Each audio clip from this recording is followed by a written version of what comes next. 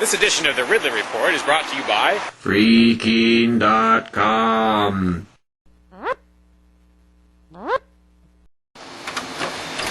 Decades overdue, it's finally starting. Some semblance of a property tax revolt in New Hampshire. By declaring his controversial home a parsonage or church or something like that, keen radio host Ian Freeman has probably triggered the 3-year countdown to having the home taken. Now, when I say home, there are really different words that I could use for this spot. I could call it the Keene Activity Center, which is sort of part of the, duplex that makes up Ian's property. That place is even more controversial than Ian's house. Although, I'm really not sure what all the definitions are here and what all the geographic significance of each part of the property is. And I'm not sure if the Keene Activity Center is part of that, if it's just Ian's house. But anyway, the important thing is there's a property there that's basically going into revolt status. Now, if I understand correctly, this situation is different from what's developing in Grafton, where Free Stater John Cannell owns a church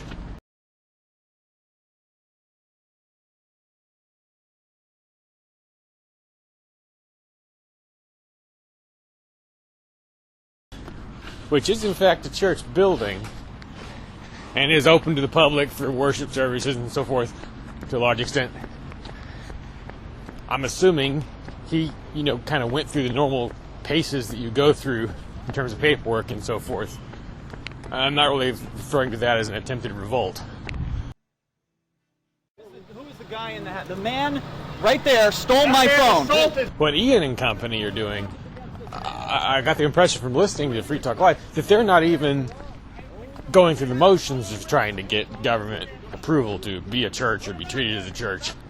Anyway, so whichever of these properties or situations inspire you more, I think maybe we have some thinking to do about what kinds of things can or should be done to make sure the government does not have an easy time of it if it comes for them, for these properties.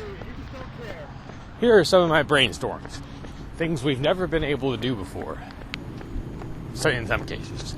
Let's say we get to the point, perhaps in the year 2016, where the house is now at risk of confiscation.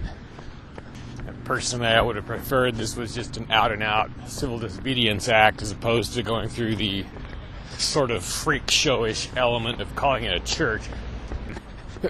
People naming themselves all these titles that people are just going to laugh at.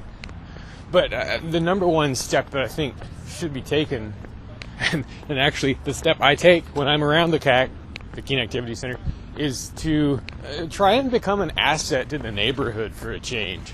And by that I mean enough of an asset so that you're actually perceived as an asset by the neighbors. I've only ever heard of one situation where the people who inhabit the CAC have gone out and cleaned up the neighborhood or something like that. It's not a dirty neighborhood, but it's very residential, and whenever I've been to the CAC, I felt actually kind of uncomfortable being there. Like it's sort of like I'm taking up parking space away from people who live in the area. There's not really many places to park.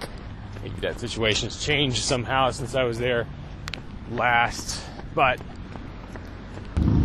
ice removal is another useful thing that could be done around there, which I'm sure the neighbors would appreciate. Ideally,